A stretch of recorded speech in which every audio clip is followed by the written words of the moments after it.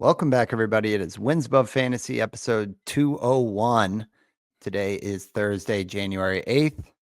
My birthday, Steve. Not that anybody's awake after the holidays, but hey, a new year is upon us. New season is ahead of us.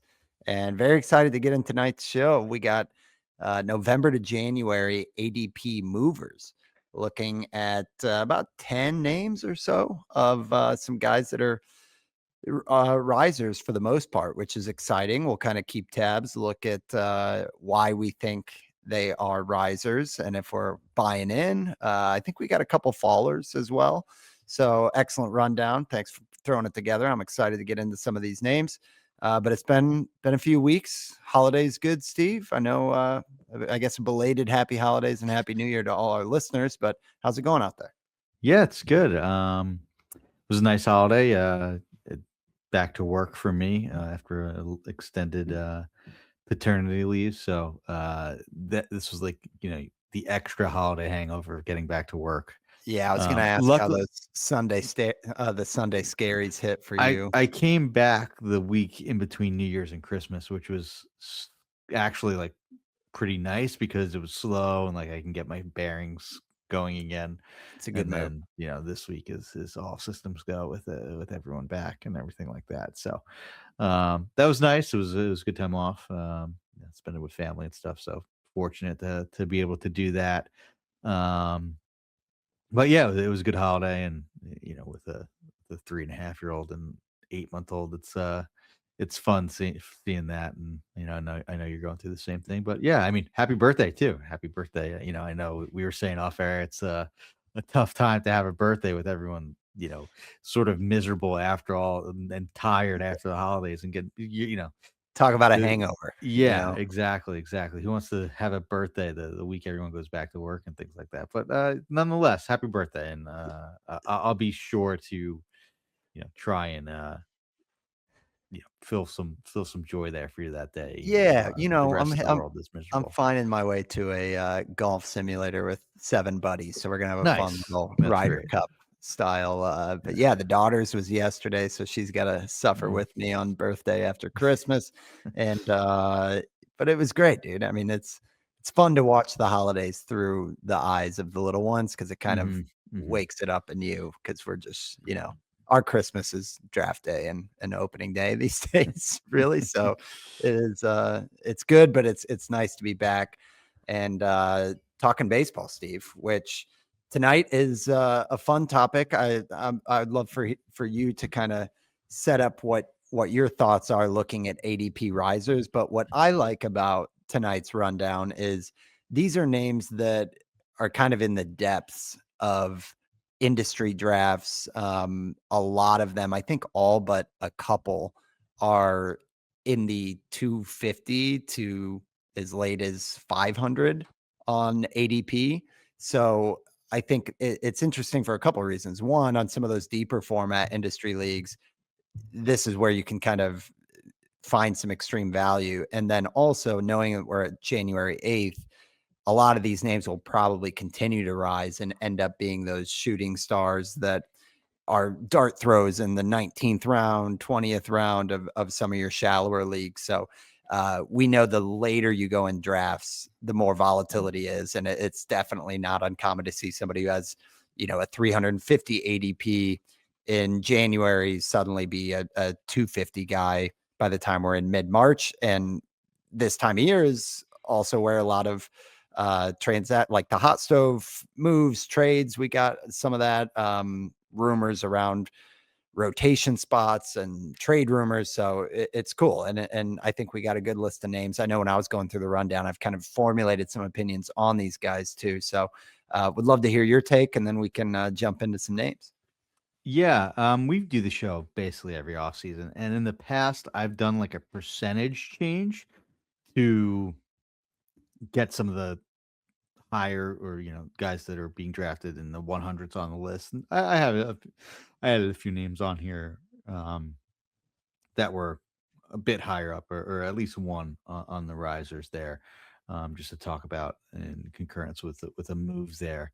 Um, but I didn't do that for this exercise just because I think that in these movers where, guys are jumping 100, 150 spots in ADP, 50 spots in ADP on the back end, like I think there's some valuable lessons to be learned there because, NFBC is such a sharp player pool. It really is the best of the best and it is high stakes. And I know that that doesn't mean that that's the only way you can play, but there's a lot of money at stake and the players are in tune. So when a guy is moving up 100 spots from November to January, and there's probably a good reason why. So you should probably know why that's happening, Right. even if it does, at least on the surface, look like a name that you may just skim over. So it's kind of like just a way to like look into like how the sausage is made in the sense of like, okay, these are guys that are being targeted by the sharpest players around. Um, And it's trying to catch the tidal wave early too, because yeah, it's for like sure. it's not done moving in a lot of Hmm. instances. But Hmm. yeah, I think it's a great call that it's almost like a syllabus or something where you're like, okay, these are the guys I have to do my homework on because the sharps out there know something that I need to know over my home leagues. Hmm. Like So these yeah, are the guys that they're targeting at the end of their draft. Especially now that we're moving from draft and hold season to you know weekly move drafts. hmm These are guys that are, you know, being targeted that they're like, oh yeah, I did this research on the guy that I got in round 50 of my draft and hold, but there's only 37 rounds in the weekly move league. I want to take him in the 35th, like right. There's reason, they want these guys on their team for a certain reason. So there's some interesting names to be digested here. Well, let's get to some names. And before we get to some of the risers that were based on the numbers, I know there's been some news as well, Steve, that well, I mean, we've talked about Edward Cabrera and Tatsuya Imai on recent shows, but Edward Cabrera to the Cubs, which is interesting. I don't know that yeah, well, I guess they got him, yeah, projected as SP2 for the Cubs. And That's I some mean, Kate we Horton slander there, though. uh-huh. Yeah, and that's true. Yeah, so Cabrera signs with the Cubs, 1 year contract, I believe, and we And saw Shota some Imanaga slander too. yeah, I know. Yeah, So that's a weird 2 is, I thing that think, a bit roster resource generous. doesn't. Yeah. Yeah, I agree. But we did see some better moments for Cabrera last year. I think it was kind of up and down all throughout his career, and then last year, I think it came in kind of a weird shape, right? Where it was like uh, we were used to seeing so much of the swing and miss strikeouts, and at first they weren't as high as usual, but some of the command stuff, it was like there was a trade-off there. And then by the end of the year, um, we saw him put up some pretty gaudy strikeout numbers, 44 in August over 34 innings. So yeah, by and large, I think it was the best back of the baseball card number for uh or season for Edward Cabrera since probably 2022. So yeah, what do we think of Cabrera here? Still just 27 years old. It feels like he's, just been on the radar for so many years, but I think it's pretty interesting. And I was the guy who had him in my home league for some spells last year. Um, good pitcher. He's always had a lot of stuff, and last year he looked solid and looked like he finally started getting the walk rate in check. So new environment. What do we think? Yeah, and I know the 2022 on the surface was good, but it was only 71 innings. It came with an 11.3% walk rate. And yeah, the ERA and WHIP were sparkling at 301 and 107 respectively, but all of the ERA indicators were above 4. So there was definitely holes to poke in there despite um a lot of things to like, and I was one of them that has always been uh intrigued by Edward Cabrera's strikeout stuff. Yeah. um but it looks like he took a step this year. I don't know if he'll be able to repeat an 8.3% walk rate when he's flirted with 15, 16% walk rates at the majors at times. You know, if it's anything under 10, that's a win. You know, in Wrigley could be a good place to pitch when the wind is blowing in, especially early in the season. It plays a lot more pitcher friendly, so that's good. You know, I don't know if it's something that's like I'm so excited about like the next guy that we'll talk about as far as like a pitching organization, like a pitching development organization or anything like that. Because I don't think Miami's that bad at it, right? Like they develop Right. pretty good starters. Chicago does well too, but Yeah, it's probably neutral on key. yeah, I would Yeah, say yeah. neutral as far as team context. You know, as far as results for team, like that, this should definitely give him a few more wins because it's a better team. Um, but you know, I'm cautiously optimistic, I guess, right? Like, Yeah. I still think that there could be high whips here, some walk rate regression back towards, you know, something that's below league average to well below league average potentially, but also maybe some strikeout upside because, you know, it was a 26% strikeout rate, which is great, but he's flashed a lot, you know, stuff that could show 30% strikeout rates, right? Especially with the 12.6% whiff rate. Um, who knows? There's something that the Cubs could see in his pitch mix. He's a guy that throws 2 pitches more than his fastball, right? And the Right. changeup and the curveball that he has, or slider, or whatever it's documented as. But there's no lack of stuff. So with that always comes the upside, and who knows? Maybe there's a tweak here that the Cubs like, and they can get the most out of him. So cautiously optimistic with Cabrera. Yep, yep. And Cabrera's ADP right now is at pick 200. And Yeah, then another, I'm yeah, very comfortable with that price. If it goes to like, okay, like you need to take him as your SB2, then it's like, all right, there's upside, but not yeah. upside that Let's I'm willing to pay for that. Like that's right perfectly check fine ourselves a little bit. SB3 4 territory. And if he's there, I think that's a fine pick. But if it goes any further than that, I don't know if it will. I don't think there's like he wasn't, and who knows? Massive Maybe if helium. we look back, um, I'm sure there will be a little bit of a bump whenever a player moves like that. They do get a bit of a bump, just ADP wise, right? Even if it is a trade, not necessarily just a signing where a guy doesn't have a team. Yep. Yeah, I agree. It might come up a little bit, but it won't be drastic the way that Yeah, Tatsuya Imai is yeah, drastic with him signing with the Astros. Obviously, the Astros have had a way with some of these pitchers. It hasn't been.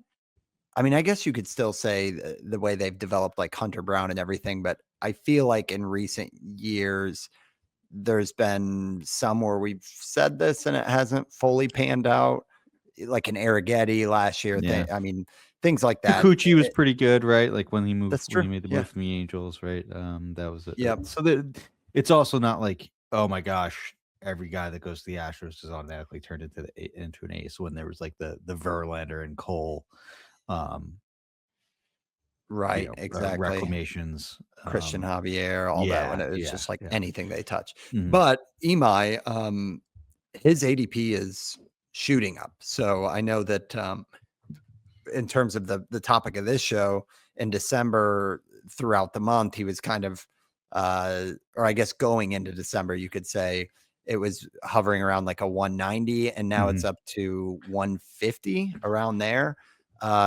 When do you start getting priced out, Steve? Because I know you like the pitcher, I but do. if we start to get into, he's SP 2 3, does that still feel comfortable for you? Are you in on an ADP of like 150, even 140 if it continues to climb for Tatsuya Imai?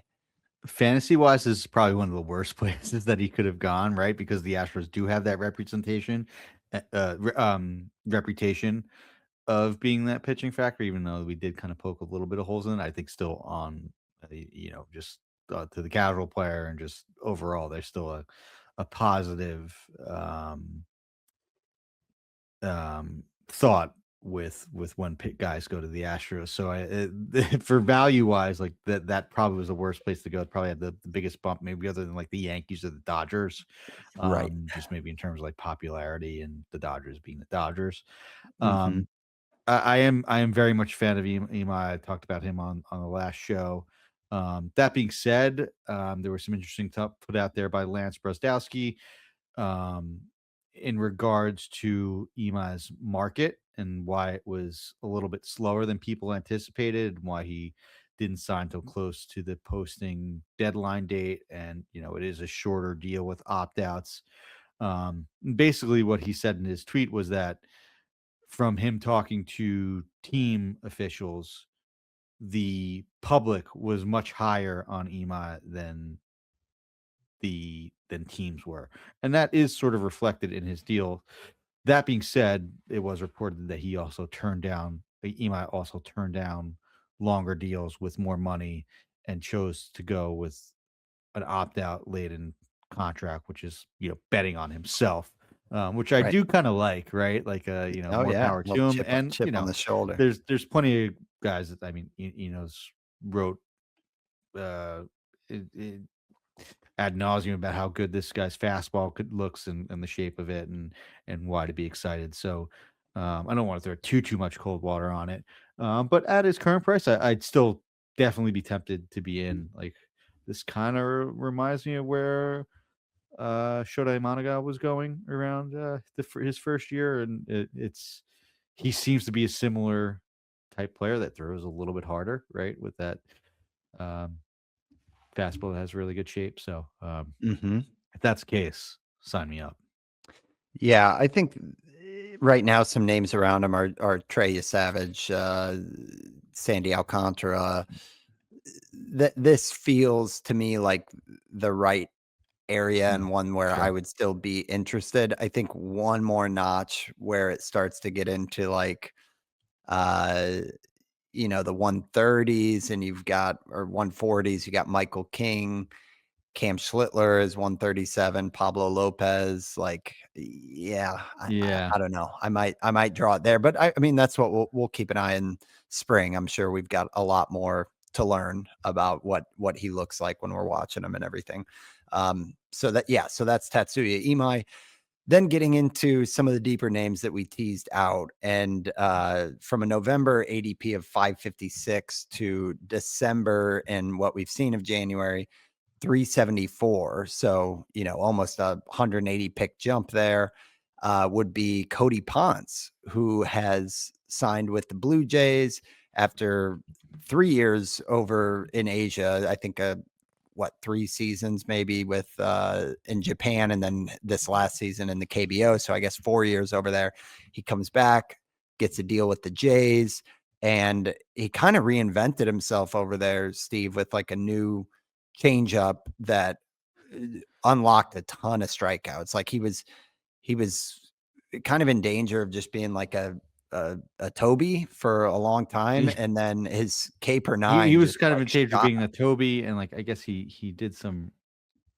I guess maybe he was hurt. He didn't start that many games. He even like relieved a little bit over there. It seemed like in Japan, like the numbers weren't too impressive, and that clearly was the case because he didn't get any offers to come back during the Right, season. that's a good point. Over there for a while, like it's Yeah. I don't know, like a Miles Michaelis or something where, yeah, he got comfy over there, but last year completely broke a record in the KBO for 18 strikeouts in a game. I don't know if you saw that story, Steve. It was pretty cool hearing him talk about when he broke that record. There's a pretty emotional, cool story that he had lost his mom to cancer like 5 years ago, but in Korea, they have a folklore of like white butterfly means your ancestors, and this white butterfly was like hovering around the mound when he got his 17th strikeout and 18th strikeout. He said on the 18th strikeout, you can see on the mound he actually like has tears on his face, and he was like, I felt totally at peace. I was comfortable. Really cool story, but I know Yeah, it's not that's awesome. fantasy analyst, but Awesome. just digging in on him, I Awesome. was like, man, what a cool thing. But yeah, some of the it was no accident they had the 18 strikeout game. Like he had, I think it was a 12 and change strikeouts per nine.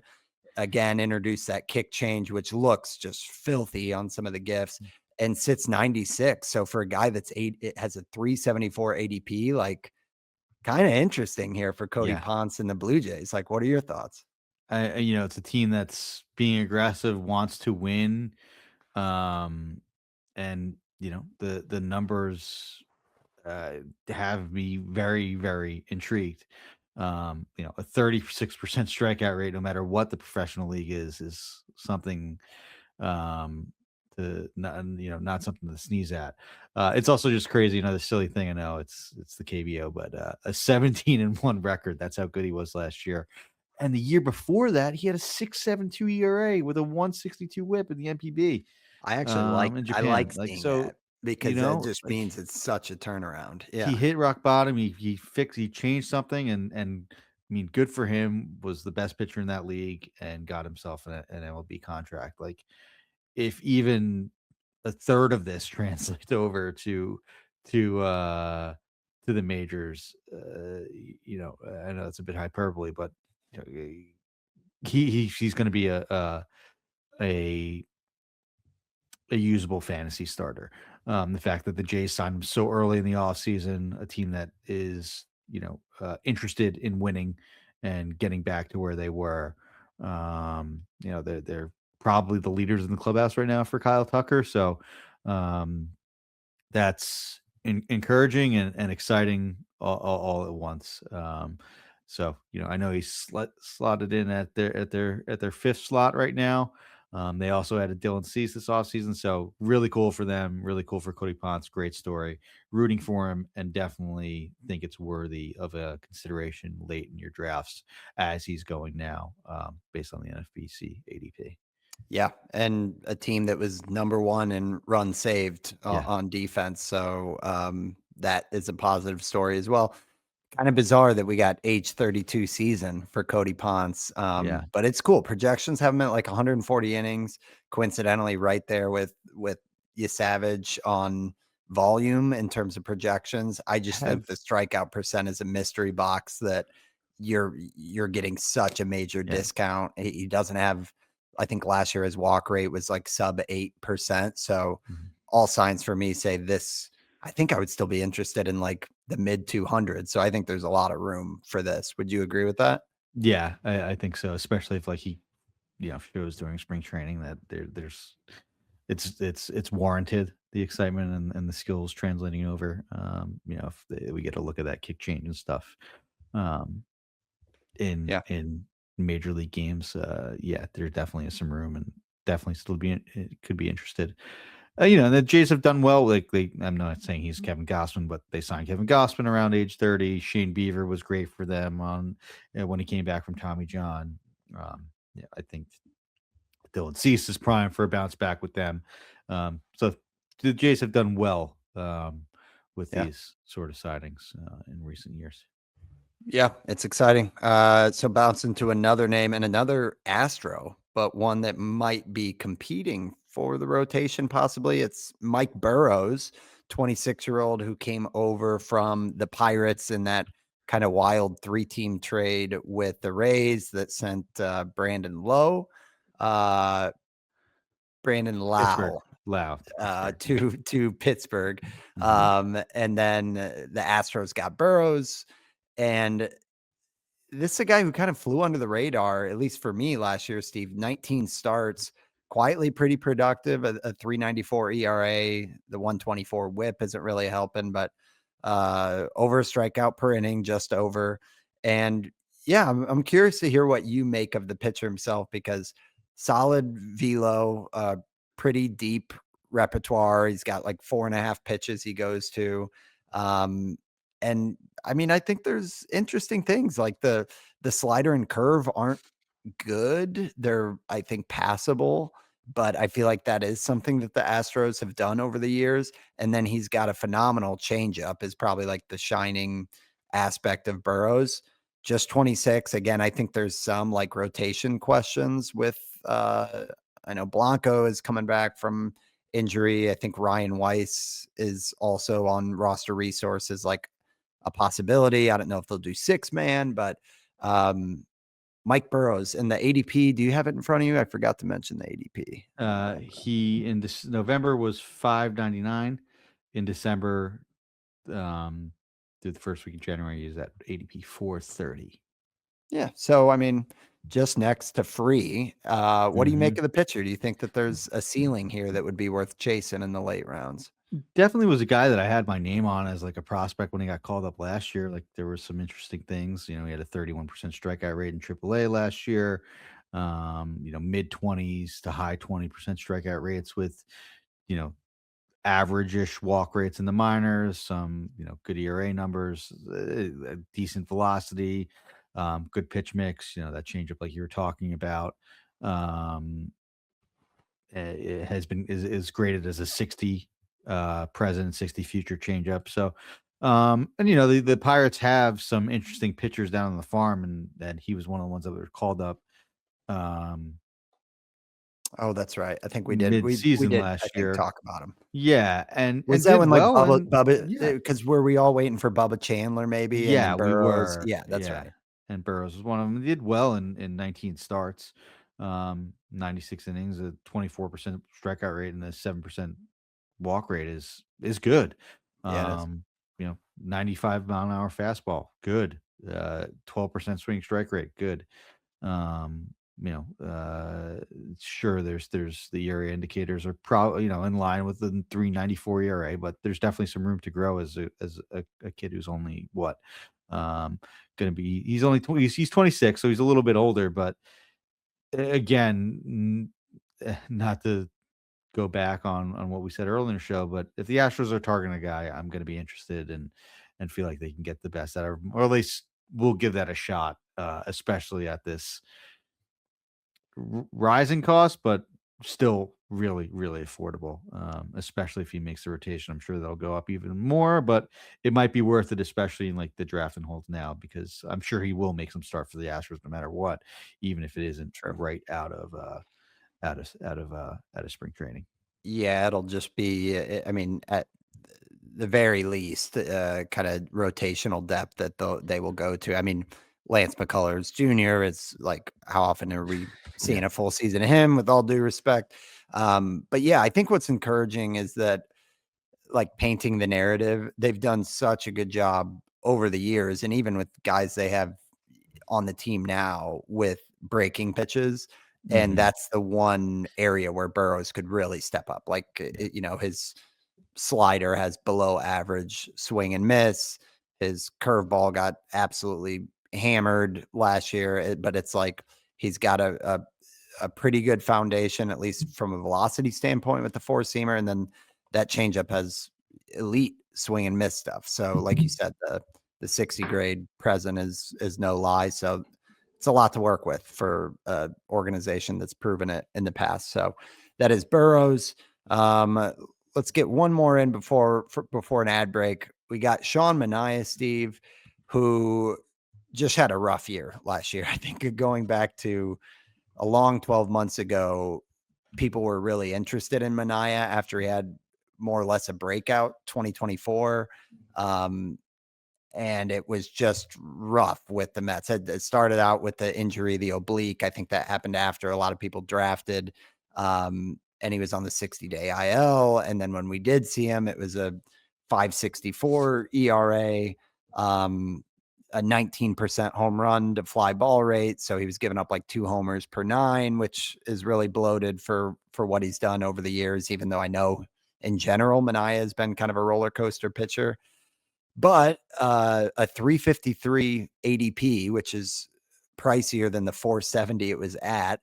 And there's reports that he's healthy and going to get a run. It will be, I think, is it age 33 or age 34 He season will for him? he will be 30. He'll be 34 next month. So Yeah. So, I mean, it's practically free, but just in general, are you going to be interested in a little Manaea bounce back at the cost? yeah, especially at that cost. Like this is a free good starting pitcher when he's on the mound and healthy, which I know is saying a lot for Manaea. He's been injured a bunch throughout his career. But I mean, based just on the 2024 and how good he was there, um, even the underlying numbers, right? He had 29% striker rate and a sub 5% walk rate and a 5.64 ERA. That makes no sense.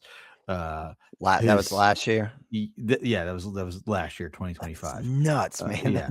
When have you seen the 25% K spread minus between the BB. ERA and his ERA was 5.64, his Sierra was 3.04. I know Sierra is essentially a fancy formula for strikeout minus walk, and his strikeout minus walk was elite. Um, and I'm not saying that he's going to be a low threes ERA pitcher, but I think he could be, a mid to high threes with a decent whip. Um, Pitcher. Even not as 2024 was probably his career year, other than 2018, when he had Mhm. 160 innings of a 3.59 ERA and looked to be on his way to becoming a pretty good starting pitcher. Um, Yeah, but I think you're right that the absolute peak was probably the second half of, Yeah, second half of well, last year or yeah, 2024, second half of 2024. Yeah, he was great. Um, I think he can get back to some version of that. You also see a velocity to take down, which is concerning. But when you put in the context of him being hurt and a oblique injury, that's probably going to hurt your velocity.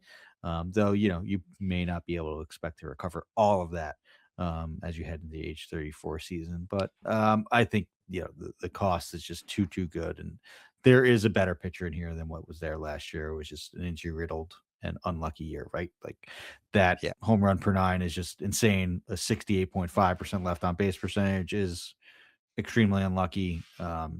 There's a better pitcher in here than what Manaea was in the 60 innings last year. yeah. Lefty 7-foot extension. I'm in. So yeah, I think we like Manaea there.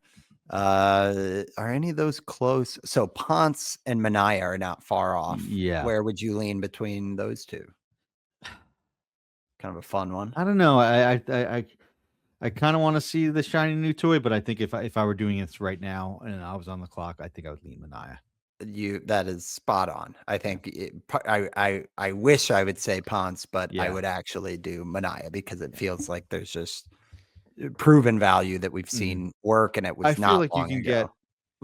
get you're getting a potential rock solid SP4 ish, right? Yeah. For essentially like an SP7 cost Yeah, yeah. I think it's a right now for great Manaea. stabilizer, and again, those type of picks can really, Yeah.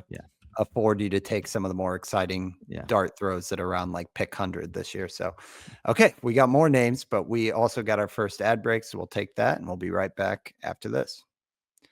All right, so Steve, we've covered a little bit of news with Edward Cabrera, Tatsuya Imai, Cody Ponce, Mike Burrows, Sean Manaea. Now we're getting into the kind of an earlier stage of the draft, and an ADP from 321 to 212 in the past 5 weeks or so is Konnor Griffin, number one prospect, shortstop for the Pirates, who these aren't typos, but last year in 2025 across three levels, had a 333 batting average, a 942 OPS, 31 homers, and 65 steals at the ripe age of 19 years old. Um, Across 3 levels, mind you. across three levels. Yeah, yeah. His And he first topped year out at as a double A. pro. He topped out at Yeah. double A. Yeah. But Konnor Griffin, there's some rumors that he will have a chance to make the opening day roster. Uh, these are always fun guys to talk about. So let me hear it on Konnor Griffin here.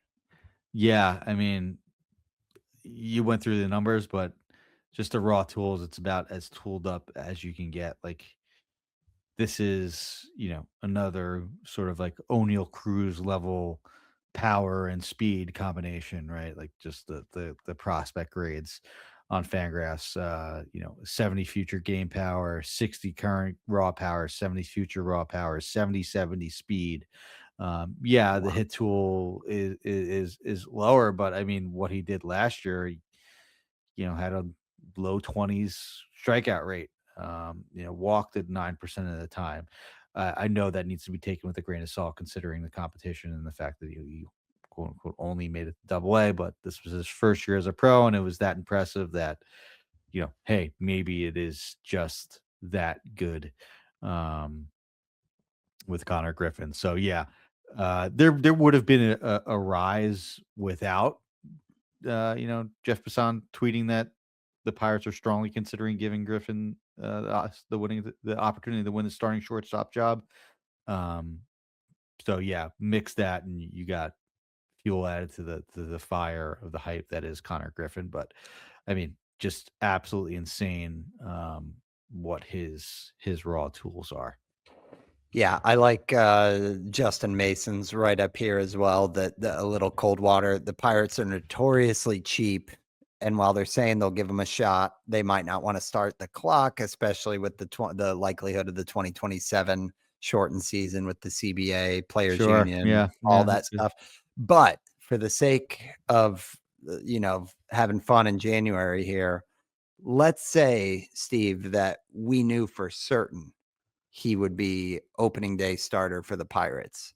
Where does this ADP that is currently sitting at Yeah. I mean, 212, where does it go up to? the there is no limit meme, right? Yeah. Do you Like think I it don't know. goes like, okay, so Jeremy Pena's He's probably 92, close to like a 96? top 100 pick if he's named.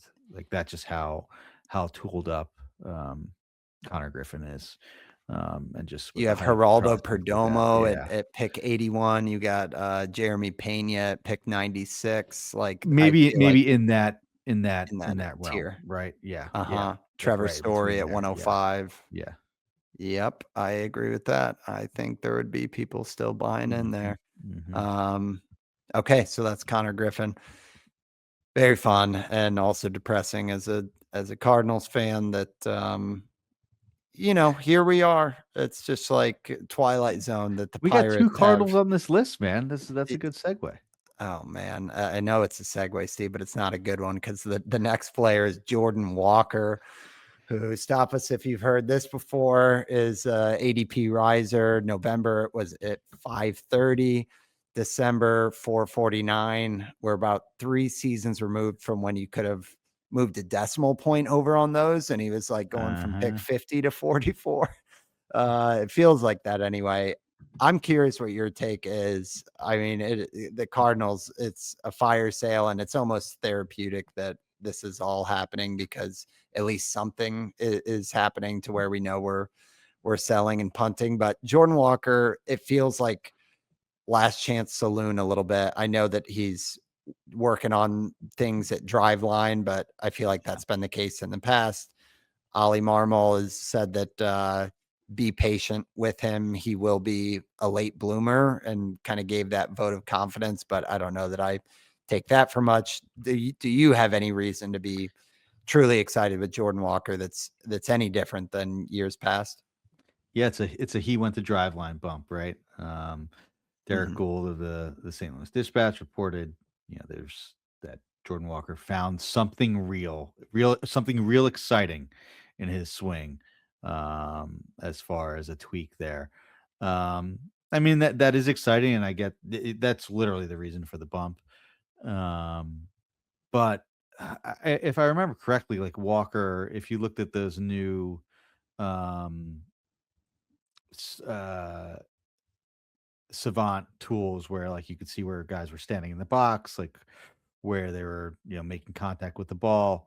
Like Walker was all over the place last year, which is good that he's trying to find something, but also like, hey, dude, if you're like standing in a different spot basically every other week in the box, like you're not gonna be find yourself in a good place. So Yeah. you need to figure it out one way or the other. And hey, I mean, he's still trying to do it, which is encouraging. There is bat speed there, right? Like that is the one thing that's always been there. He has elite bat speed. It's like the Edward Cabrera of hitters, right? And you saw what happened with Edward Cabrera. Like if you bet on those tools, like there's a reason why we fall in love with them so much. Um, he hits the ball hard, he swings the bat fast, he runs well for as big as he is, right? Like he did have 10 stolen bases last year. Like that's the one thing that you could squint at with that 584 OPS that he had. Yeah. You know, and just looking when he came up, like it was so much more encouraging than this in his 2023 season when he had 16 homers and a 787 OPS and 465 plate appearances, and has gone so south so quickly, like almost too south for the raw tools that he has. So hey, he's still just 23 years old. Some of these guys don't even make the majors until this age, and we're more excited about them. Yeah, Um, that's a good point. that being said, we've been burned so much that at some point he's just going to be what he is, and I know it's gone that bad, but I wouldn't, where the door might have been completely closed for me before, there might be a sliver of a crack of it opening, and considering, and then all it takes is 5 spring home runs for Jordan Walker in his new stance, and he's ADP 280 instead of 449. Yeah, probably at least. I mean, it's I think of Joe Adele a lot with this, just Yeah, that's a that good one too. Yeah. we waited for so long, and it's like the signs were like, oh man, and the strikeout rate is ballooning. And then what do you know? Last year we see 37 homers for Joe Mhm. Adele, and it's I he's think that's a great 26 years comp. old. So yeah, And like you I said, do. All jokes aside, I mean, it's a great point that he's just 23, and he's clearly tweaking, and he's only 3 seasons removed from having a 900 OPS in the minors. And then, like you said, Steve, it wasn't bad when on that debut season he just got ran into the ground with swing changes from the Cardinals. So he's trying to rediscover it. yeah, But go on. the What were you Cardinals saying? have every reason to give him 600 plate appearances this year, like, Yeah. and not care what happens in them. Like, obviously, they hope that it's good, but like, let him figure it out. And there's been guys with the worst raw tools that have figured it out, right? I think Joe Dell's a great comp. Mm-hmm. Yep, that is the hope. So yeah, that is Jordan Walker. And then we've also got Riley O'Brien here moving to relief world for the Cardinals. And this is an ADP jump from 325 to 274. Uh, he was good last year for the Cardinals, like a 2 ERA, a 115 whip. He got a handful of saves in there as well. And I think this jump is mainly speculative, right, Steve? Mhm. That Yeah. Jojo Romero is rumored to be. I've seen the Orioles, the Yankees, Tigers. Like, I get it. I don't know if you want to add anything on either the situation or on Riley O'Brien specifically. Yeah, 30-year-old reliever, but just short of 60 innings. So kind of speaking of late bloomers, not a ton of MLB mileage on him, but yeah, I guess it's promising for a team that won't win a lot of games that he could be the guy, right?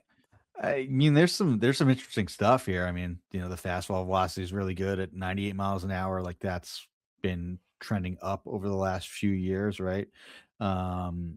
There's good extension. Like, he's good at suppressing hard hits and velo that hasn't necessarily translated to strikeouts, but it looks like it sort of started to click last year. So he looks like a really good reliever, and he looks like he should be the closer.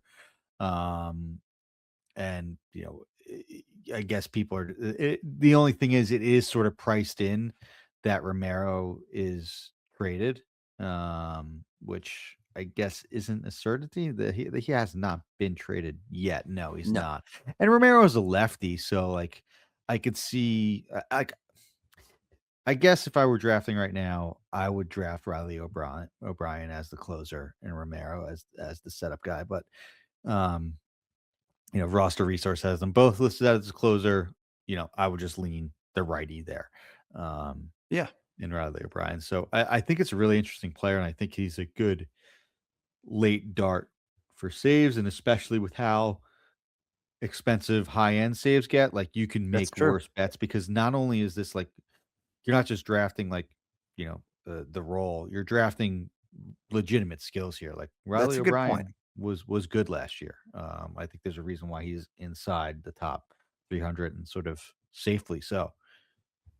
Yeah, that's a good point. I mean, I was kind of thinking more just about like how many saves will we get, but Yeah, I that's think that's any true. opportunity, but still, I mean, they will win games, Yeah. and they might be close games. And like you said, the velo, the 7-foot extension, the swing and miss on the curve. Like there's reason to be excited here for O'Brien. So yeah, I think if Romero was dealt, you would see this price go up. And I think it's likely that he's dealt. And like you said, maybe he would just have the gig anyway. So yeah, I think Riley O'Brien is one that I would be more excited about than Jordan Walker right now. Just looking at the Cardinals things, but ADP reflects that as it should, and Yeah. as saves are more expensive. So we'll talk about another closer and then a few ADP fallers. But we're going to take our second ad break, and we'll be right back after this. All right, so Steve, Devin Williams is next on the list. November, he was at 90. December and early January, 67. So look no further if you're looking for saves tax, because Devin Williams gets a deal and he gets a little bump here. What do you chalk it up to? Is it just the fact that he's landed with the Mets? And what do you make of the pitcher? Because great stuff, I guess, but last year was kind of a oddly high ERA to go with it. But are you going to be interested in Devin Williams at all? Yeah, I definitely left him on here because I am fully in on Devin Williams for 2025. Right? Okay. Like he was drafted, essentially the last 4 or 5 years, um, as one of the top closers in the game, and this basically going back to 2022 when he, got the closer gig, I guess halfway through that season, with the Brewers, was great in 2023. Injured and then great in a very small sample in 2024. And then last year happened. And like I think similar to Manaea, only this guy has more reliable stuff. Like Devin Williams is a really good pitcher. It was best walk rate of his career last year.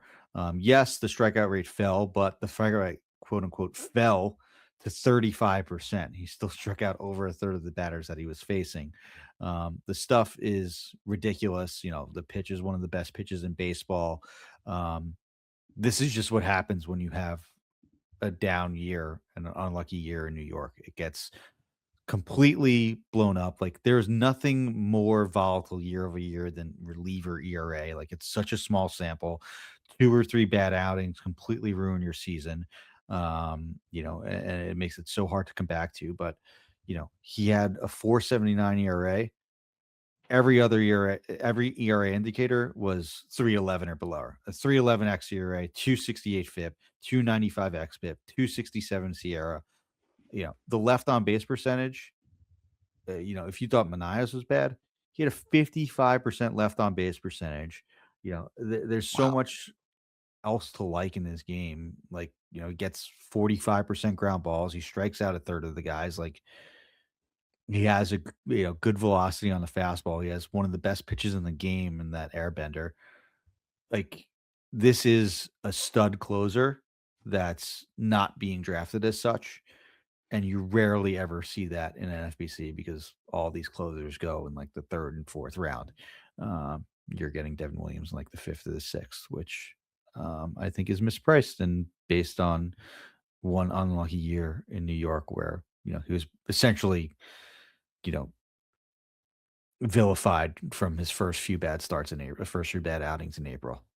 Mm-hmm. Yeah. I mean, it is kind of a heavier closer landscape in the top 100. It seems like this year, but like you got Edwin Diaz and Mason Miller in the 30s. Andres Munoz is there as well. Johan Duran is at 40. Like there's probably 8 or 9 before you even get to Now, Josh I'm Hader. not That's I'm not around saying he's 60. better than those guys, but I think he's in the same tier and he's not being drafted as Okay. such. So you think, yeah, so there's just value. So it's like, why would I get those other guys when I can wait I a mean, couple of Josh rounds? Hader had a year, right? Like relatively recently that looked similar to this, right? Like he had a Yep. 5.22 ERA in 2022. Yep. Um, And he's right yeah. back to Yeah. being ADP 60. So Hader's right close to Devin Williams in a vacuum. Which one would you want from those two? I think I lean Williams just based on age. Okay.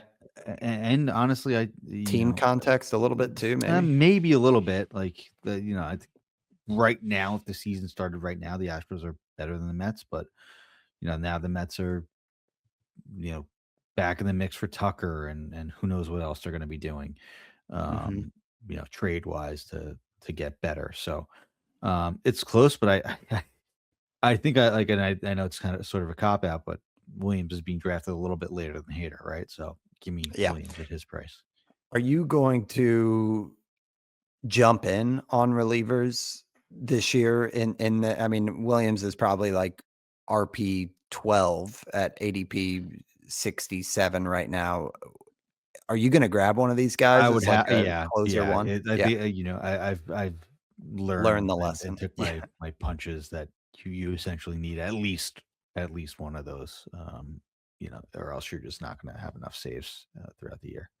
Yeah, it's not a bad area, like, if Like you could. imagine Devin Williams as your second closer, you know, Oh, wow. Yeah. No, that's why I'm finishing it's spending 7th in spending, TGFBI because I'm yeah, thinking Riley O'Brien's my yeah. second closer, Well, and then Devin Riley Williams is my LeBron's your one. third, Yeah, yeah, that's third or true. fourth. Okay. Yeah. All right, so there's Devin Williams, Tyler Glasnow slightly falling. It's more percentage based, like you were talking about, Steve. But in November, a 106 ADP, and in past 5 weeks, a 122 ADP. Uh, some weird trade rumors away from the Yeah, Dodgers, which is probably what's behind this. I think so. But Glasnow had a little bit of an odd year with whiffs and chase rate down.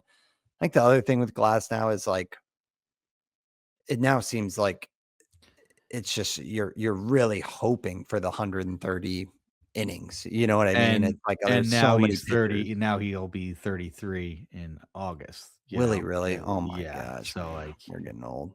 We're getting yeah. old. Between that and seeing that Konnor Griffin was born in 2006 and like Oof. the It fourth year of my home league seems made up, right? and my birthday too. Like this is just getting old, man. Uh yeah, so I don't know. I mean, I think that I guess the volume is where I'm really like, how do you do this? Like You need I to have know. some sure things around Glass, as always, but even more so, right? But I Yeah. think given where his ADP is now, um, you can kinda do that a little bit better. It's not like Glass now, like peak Glass now is being drafted as essentially an SP1, right? A Mhm. risky one at that. And he never really got it. Like he got 134 innings in 2024. That was it. That was his career high. Yeah, I think if I had an innings eater like let's say like a Gilbert or a Christopher Sanchez, and then Glass now fell to me at ADP value, like around the 120s. And then I would bolster it, like you were saying, Steve, with sure things. Like I know we talked about getting some glue in the mid 100s. So like a Sandy Alcantara at a 157, maybe play the Sean Manaea trick, like you were saying. It's like, oh, he could be an SP4 to stabilize things. That would be the scenario. But the hard part is I know we like Schlittler. We'll talk about Misiorowski, but he's going after Glass now. And to me, I think I would, even with some news on Misiorowski, maybe take the heads up bet that we see more innings from him than Glass now, just because it's Yeah. like year after year we don't. Mhm. Um, so maybe let's just transition there because we only got two names left, and he's Yeah. one of them. Jacob Misiorowski, who I was just kind of raving about, and Steve, you were in there with me, but I was really saying I thought he was an ADP gift. And now his ADP is slipping from 123 to 135, which I would view as good news. But if I had to guess what this is related to, Brewers manager Pat Murphy had an interview with Tom Verducci and mentioned that they may occasionally have an opener for Misiorowski next year, Yeah. but he will still be a quote unquote pitch a lot guy. Mhm. Um, his projections on some other on like Steamer were for 140 innings, I believe. And then they had well, maybe they were even higher than that, but the bat came out with 127 innings. So maybe people are just doing this solely off of Yeah. volume. Um, So I don't I know if don't know. there's anything to add there. Sometimes I know that this is sort of throwing cold water on our whole show, but we're so starved for any bit of baseball news that gets, you know, when that comes out and on It's January 8th, overreaction, yeah, it's like, overreaction oh my god, season. Misiorowski opener, like there goes the ADP 15 spots, uh,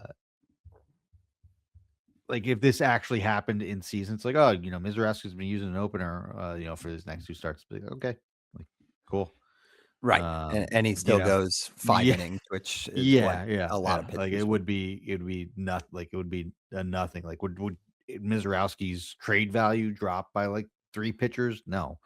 If he was pitching well, it wouldn't matter.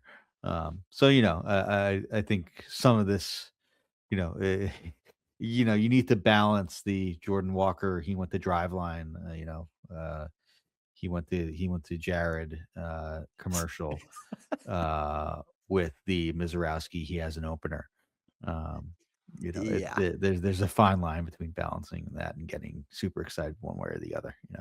Well, I think the good news with all of these names is the ones that we like that the price is rising is still at an extremely affordable number. Yeah, And yeah, then the ones that are slipping, I think so far, I mean, one, they make sense. I think the Glasnow one is just making a pitcher that's exciting a little more affordable. Like I yeah. was not interested at 106, and now at 122, I'm like, all right, is that going to keep scooting back? It's And it's a round Mizorowski, later, right? It's a round later. Yeah, exactly, and same with Mizorowski. So it's like, okay, yeah, I can grab him in round 9 instead of 8 or yeah, whatever that is. yeah. Um, so yeah, I think these are good things. It's a positive show. Uh, we'll finish with Colson Montgomery that you like, Steve, and I think you I do. highlighted recently. Um, just a slugger for the White Sox and 21 homers in such a small, just 70 games last year. So like extreme pop. It comes with some swing and miss for sure, but maybe a little bit unfair that we're seeing him scoot down from an already 209 ADP to 222. Is this music to your ears as well, that it's kind of going in the other direction for a youngster that was a big prospect that completely showed out in terms of pop last year? I think so. I think there's also like the whoa, let's cool the Jets a little bit, especially with this player that strikes out 30% of the time. You also see it with Nick Kurtz. Like Nick Kurtz in October was like firmly being drafted in the top round, like Yeah, that's 10 to crazy. 12, even like pick 7. He's now like a second rounder. It's like, all right, people take a step back from the year and they're kind of concerned about Nick Kurtz's 31% strikeout rate, as maybe we should be, despite, a 1,000 OPS, a 290 batting average, and a 36 homer season in 117 games. Like, Mhm. it's like, okay, how is this guy going to repeat hitting 290 with a 31% strikeout rate again? Yeah, he's probably not. Um, that being said, like I think that's all this is. It's like, okay, let's put a little bit of cold water on these guys that are strikeout machines. I fall victim to these type of players all the time. There's I struggled through an O'Neal Cruz season where he struggled at 200, right? Because he's striking out 35% of the time. You see it with slumps with Ellie, even though, he's cemented himself as one of the best fantasy players, best baseball players in the league, right? So it's just, I think it's just cooling the jets a little bit from the excitement of a guy like Colson Montgomery who hit, I think the stat was like he hit the fourth most homers in the league the second half last year, which has me excited. But also, you do need to temper your expectations with these guys that strike out a ton. Yeah. Just peeking at some projections. So it looks like the Bat X has him for 139 games, which would have been double the games played last year, and just 27 homers compared to the 21 he hit last year. So major drop off there. But what did he do? So in the minors last year, in 60 games, had 11 homers. And struck out 33% of the time. Right. Yeah. Yeah. Yeah. Yeah. Yeah. Yeah. So I guess the ISO a 290 ISO when he was up in the majors is definitely really an good, but outlier. yeah, It's an outlier though. I Yeah, mean, when you look at everything else. So yeah, he was just on an absolute heater. All that said, I feel like if he's an out and out 30 home run guy who hits 230, I guess you're not getting speed. Where is he projected in the lineup is another question. he is projected to Hit hit third. Yeah. I don't know. I mean, I think you could do worse in the 200s in Yeah. terms of a middle We're infield at that hitter. point of the offseason where you go to the White Sox roster resource page and like as baseball it's like, how do you not They bad. got a scrappy little team. Murakami. Well, maybe Luis Robert finally bounces back. Right. Miguel Vargas. I liked him once, Same with Chase Meyer, Kyle Just Teal school. reaching. It's Just you, reaching for you baseball. find and it's yourself like, at 11 yeah, p.m. On a Wednesday night, talking to yourself the Chicago right. White Yeah. Sox depth chart. Yeah. This is a sneaky 70-win team here. Yeah, I don't know. But Montgomery is one to be excited about for the White Sox. So even if he's fallen a little bit, just a name to watch. And that rounds out our list. So Steve, as you look at the entirety of the names, which one or two kind of pop the most in terms of like, oh, I'm gonna watch extra close what's going on with this name? Cody Ponce, I know I in the head-to-head, I went with Manaea, but Cody Ponce, great story, really cool. Hope he does well. We'll be rooting for him. Want shares of him to find Yeah. out. Very, very cool. Konnor Griffin, just from the prospect excitement, and then I'm in very rough drafts of my chalkboard. Devin Williams, I'm a Devin Williams guy. Like it. Kind of want to troll my Yankee fan friends who just were so fed up with him last year, and it would be pretty sweet if he was like an all-star closer on their crosstown rivals again, which I think he will be. Yep, I'm with you on Ponce. I think watching Burrows in the rotation battle for Houston will be interesting. And then I think you did convert me as a serial bargain hunter for closers on Riley O'Brien at 274 with the skills there, even if the If Cardinals Riley win 50 O'Brien, games. if Riley O'Brien is like a contributing closer on your home league team, you got to get a Riley O'Brien jersey over there this summer. Yeah, That's Scherzer, yes. yeah. Yeah, the I don't know how many wins the Cardinals got in them, but I like it. And then I think I'm starting to prep a little dirt on the ground for a flag plan on Misiorowski if this keeps Okay, yeah. You've falling, been 'cause I'm on into it. you've been So on him all winter, yeah. yep. Okay. Well, Steve, great show. Great to be back talking. And happy New Year to everybody listening. We'll be ramping up throughout the off season, talking more draft stuff. So hit us up if you guys want for any topics. At Winsabove Pod. I'm at Van_verified. Steve is at Stav8818. But for episode 201, that wraps us up. Thanks for talking baseball with us. Thanks, guys. Later.